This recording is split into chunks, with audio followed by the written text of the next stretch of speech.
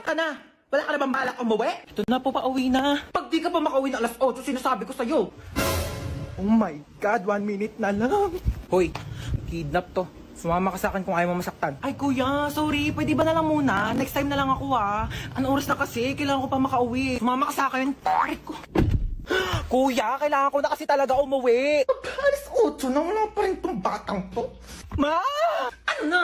Ha? Alas 8 na. Ma, nakidnap ako ngayon, as in right now. Papalusot ka pa. Ano yan? Kinidnap ko yung anak mo. 1,000,000 kapalit niya kung ayaw mong malagot tong anak mo. Ayaw malagot? Ha? Malalagot na talaga yung batang yun sa akin. Sabi ko sa'yo eh. Pag di mo pa inuwi yung anak ko dito, ha? Sinasabi ko sa'yo, malalagot ka rin sa akin.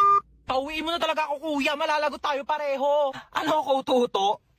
Bakit di pa kayo nauwi? Sabi ko sa'yo, pauwiin mo na yung anak ko. Puro kayo gala, maaga pa'y pasok ng bukas. Ako pa, puro ka gala.